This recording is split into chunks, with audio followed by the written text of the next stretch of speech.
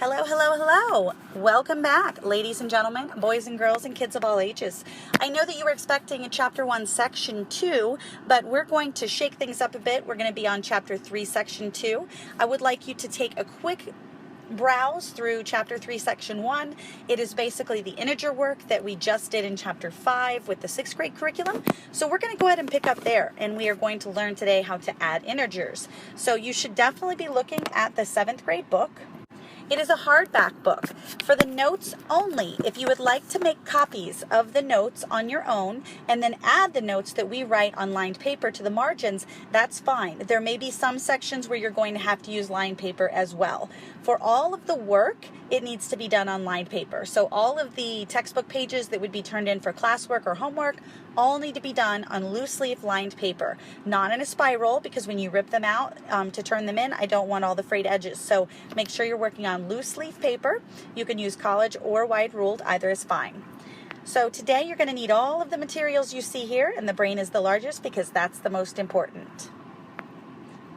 On your blank piece of notebook paper, the lined paper that you have in front of you, please make sure that you go ahead and title your paper 3.2 with that little 7 in the left-hand corner, and then that will let us know that we're in the 7th grade book, Chapter 3, Section 2. Make sure that every piece of lined paper has the same heading on it. The only thing you want to change is the textbook page if we change pages. You should also have the textbook out in front of you, open to textbook page 203. That's very important as well. Let's go ahead and get started. I'm going to flip back one slide, and that's going to be our adding integers. So this is the slide that we would normally fill things in. But what I'm going to do instead is I'm going to talk about what's in the textbook first, and then I'll show you what to write on the line. So the vocabulary startup here says integers like 2 and -2 are called opposites. We should already know that, so it shouldn't really be something you need to write. 2 integers that are opposites are also called additive inverses. So that vocabulary is new to us, so we're going to want to write that down. So what I'm going to do here is I'm going to go ahead and first I've got my purple pen that I'm working with. So for you, I'm just going to draw a little arrow. Please don't write in the book. And that's the first thing that we're going to write on our lined paper, additive inverses. So I'm going to flip over to that screen now. So the first word we're going to add here is additive inverses. And under additive inverses, we're going to write that these are 2 integers that are opposites. Then we're going to add an example, and we're going to add an example. And now we're going to add another vocabulary word, and that's just one of the properties, which is going to be very important. You want to make sure that you understand that, remember, like we learned in 6th grade math, the properties are going to apply to any set of numbers. So these are important for you to remember. So the additive inverse property basically says when you add 2 additive inverses together, their sum is 0. So you can see that I have written the information here. The sum of any number and its additive inverse is 0. I've also changed the color of 0, and then I added an example. Now I'm just going to remind you, just like we talked about in class, the structure of the notes is very important. So when I come to check your notes, I want to make sure that the structure is the same. What I mean is when I'm skipping lines, you should. When I have a bubble around something, you should have a bubble around something. The indentation, all of that plays into being able to study these notes easily and prepare for tests and quizzes. So I know you're probably not at the end of your paper. You can just draw a squiggly line, and then you want to write 3.2, add integers, textbook 204, same sign, because now we're going to be looking at a different section. So in words in your textbook, you should be following along. It says to add integers with the same sign, add their absolute values. The sum is positive if both integers are positive, and negative if both integers are negative. So they have 2 examples listed for you. So we're going to go ahead and write the rule there now. So for short notes, I have add their absolute values and then keep the sign.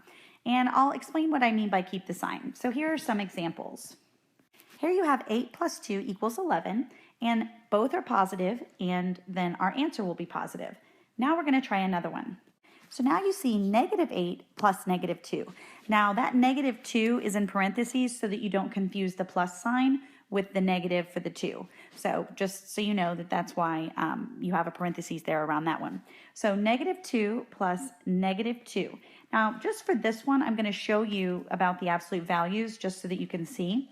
So the absolute value of -8 plus the absolute value of -2 would equal, then just below it, you're going to have 8 plus 2 and you get 11. But now here's the part with the red. See where I said keep the sign right here? Now here's the part where, notice each of them are both negative, so that means our final answer will be negative. So the answer up top here is going to be negative 11. So basically all we're going to do is add the absolute value and keep the sign. So example 1 here, you want to copy on your paper. It says negative 3 plus negative 2. So again, you're going to take the absolute value of negative 3, which is going to be 3, and the absolute value of negative 2, which is 2, and you're going to add those together so we get 5. And then remember, because we have this negative sign here, we know that our answer is going to be negative. So you should have gotten negative 5. Now I'd like you to copy example 2. So here you have negative 26 plus negative 17. Again, you've got negative 26, so we'll take the absolute value of that, which is really just 26. So we're going to take 26 plus, and then the absolute value of negative 17 is 17. So then you get your answer, which is going to be 43. And remember, because you had a negative and a negative, you're going to have a negative answer, negative 43. Now on your own paper, I'd like you to do A, B, and C, please. Welcome back. Let's go ahead and see what you got.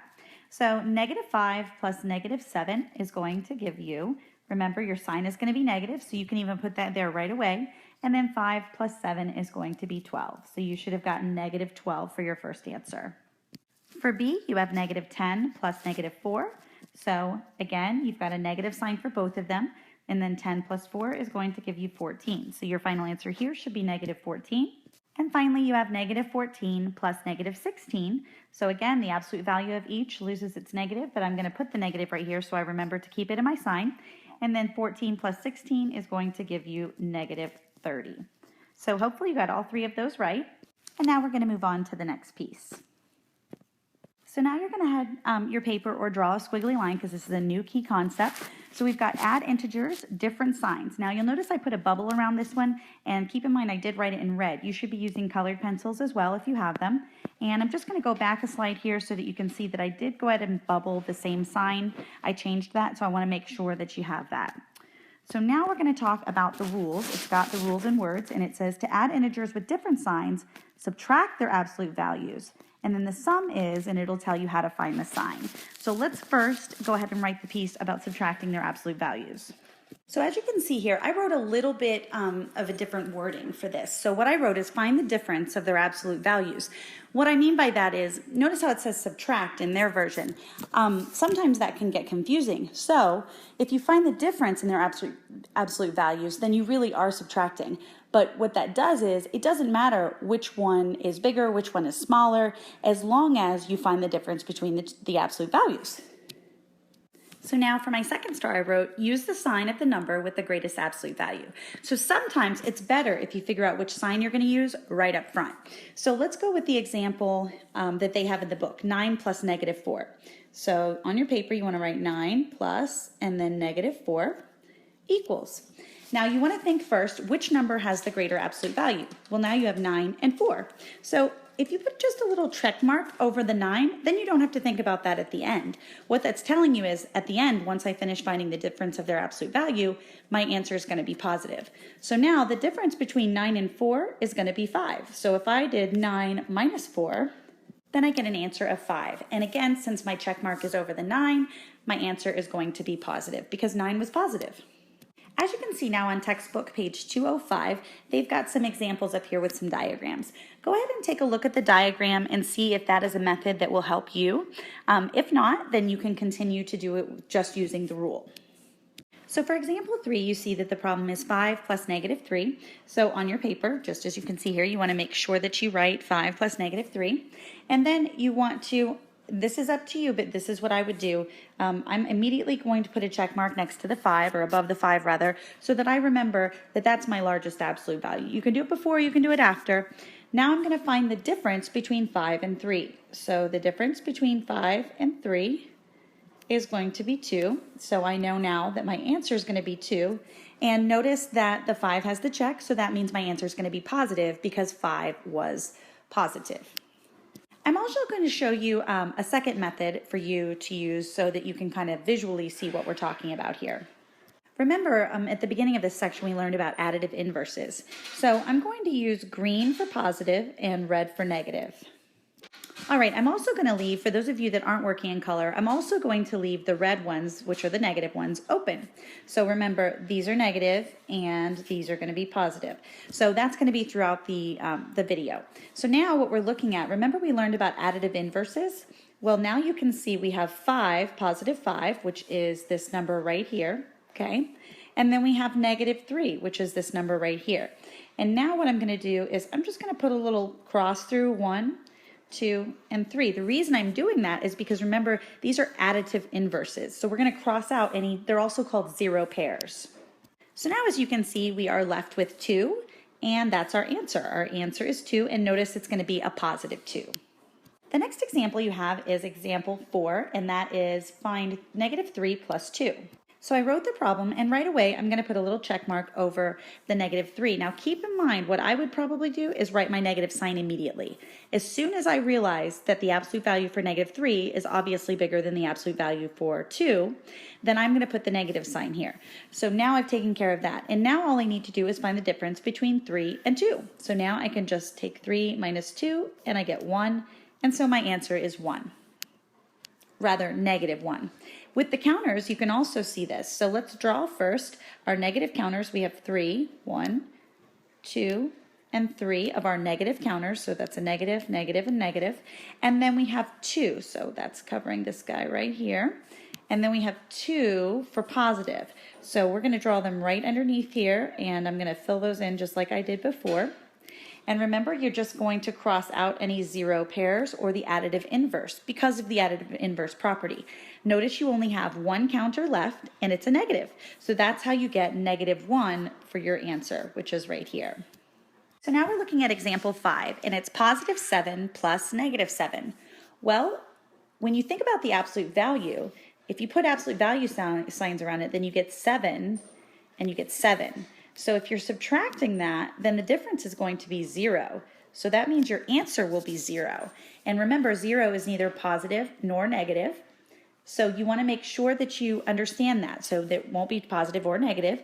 And you can even see that with the counters. So as you can see, I've drawn our 7 positive and 7 negative counters. And as you can see, all 7 of them are going to cross out because each one of them has a partner. And that's what leaves us with 0. Now we have negative 8 plus 3. Well, the absolute value of negative 8 is 8, minus the 3 is going to give us a difference of 5.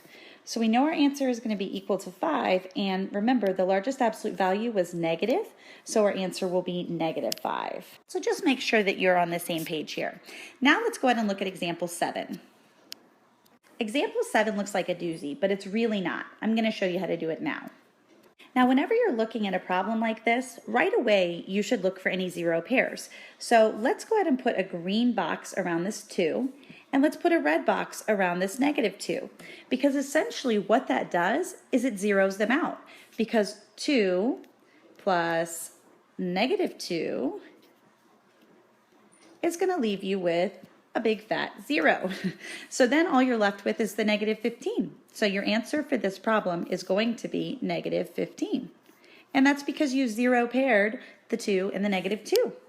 Now you want to pause your video, because you can see that big pause sign there, and you want to go ahead and try letters F, G, and H. Go ahead and do those on your own now. Once you finish with all 3, then you can push play and check out my work.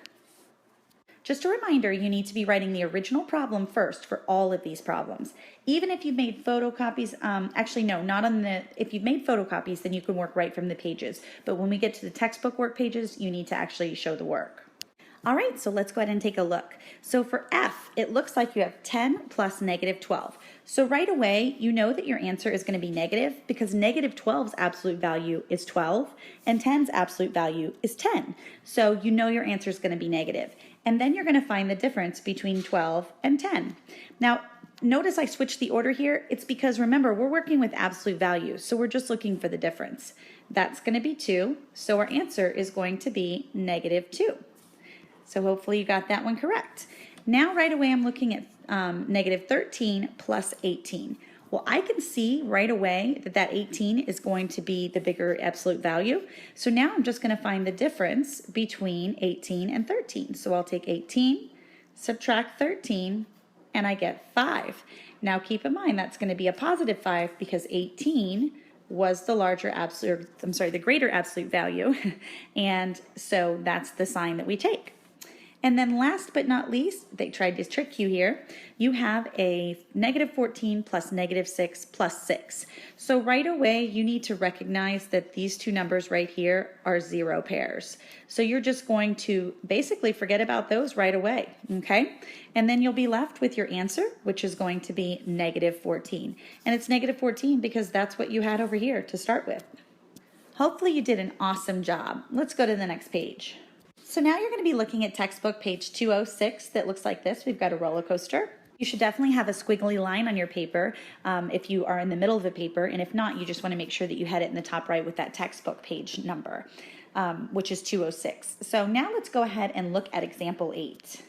So example 8 says a roller coaster starts at point A. It goes up 20 feet, so we're going to put a line under that. Then it goes, I'm sorry, let me actually use green. It goes up 20 feet, and let me make that a little smaller. There we go. One last time, up 20 feet, then it goes down 32 feet, and then it goes up 16 feet to point B. So I want you to notice why I used each color. Keep in mind that the green is going to be positive and the red is going to be negative. So hopefully that was easy enough for you to follow. So now let's go ahead and put that problem on our next page. So right here, I put 20, but I also put up, just so that you could remember what we were doing here. Plus, and then we are going to find where it went down. So it went down 32 feet. So now we're going to write a negative 32. And remember, when you're writing that addition sentence, you want to put the parentheses around that just so that the plus and the negative don't get mixed up. And then the last thing, it went back up. And it went back up 16 feet. So now we're going to do plus, and then I'm changing to green again, 16 up. And I'm just having you, and this is just for now while we're learning this, I'm having you label up and down just so that you remember exactly what that means. When you go up, it's going to be positive, and down is negative. So now we're going to use the commutative property to switch some numbers around. So we're going to get that 20 plus 16 together so that we can add those easily. So 20 plus 16, which we got from the far end, and then we're going to have plus negative 32, okay? And the reason, like I said, the reason we're doing that is because now we can combine them because they are both positive. So 20 plus 16 is going to give us 36, and now we have 36 plus negative 32. So now what we're going to do is go ahead and look, which one has our greatest absolute value? Well, 36 does. So that means our answer is going to be positive, and then the difference between 36 minus 32 is going to give us 4. So our final answer will be positive, and it will be a positive 4. So that means it says first to write an addition sentence to find the height at point B in relation to point A. Then find the sum and explain its meaning. So we went ahead and did that, and we found point B is 4 feet higher than point A. Now I'd like you to do the same for the got it problem. I definitely want you, it says the temperature is negative 3 degrees, so obviously negative 3 is going to be negative. An hour later, it drops 6 degrees, and 2 hours later, it rises 4 degrees. So this is the only hint I'm going to give you with the colors that I've just done here. So now on your own paper for I need you to write an addition sentence, or write an addition expression rather. So write an addition expression and then find the sum and explain its meaning. So there are going to be several parts to your answer. You want to go ahead and pause now and do it on your own. So really pause. All right, so as you can see here, I have the first part of your answer, and I have negative 3 degrees. I've written it in red because it's a negative number, and that's just our starting point. And then I've put plus negative 6 degrees, and just above it, I do want you to write drops for right now. I want you to write the word that tells you what it is, whether it's positive or negative, plus, and then rises. which is 4 because it's green. So now under the next one, you need to go ahead and start to find your answer. So we've got -3 plus -6. Let's go ahead and take that by itself first. So if we take -3 plus -6, we've got the same sign here and we're adding. So remember from our very first piece of our lesson, -3 plus -6 gives us -9 because we're going to keep the sign and add them together. So now we have -9 plus the 4 that we had from before. So now we have a separate problem. So here, now you know that your answer is definitely going to be negative because -9's absolute value is 9. So it's going to be negative, but then you need to, so let me go ahead and write that over here, equals negative. And then you're going to find 9 minus 4. So we're just going to do 9 minus 4 right here, and that gives you 5. So now you know your answer is -5. So we're going to put a little box around that as well. And it says to explain. So the explanation should say that the new temperature is -5 degrees Fahrenheit. So for this problem, there are 3 pieces. Make sure that you're watching very carefully when you do your guided practice, and make sure that you're watching to see those 3 pieces if it asks for it, which I believe it does in number 4. So I want everybody to take out a fresh sheet of paper now to do your guided practice on. So even if you're just at the top of the paper, I still want your guided practice on a separate sheet because I want to be able to check those tomorrow when you first get in. All right, so on that fresh, clean sheet of paper that you got, I would like you to write 3.2 guided practice. Your name, date, and period needs to be in the top right-hand corner, and I would like you to do that now, please.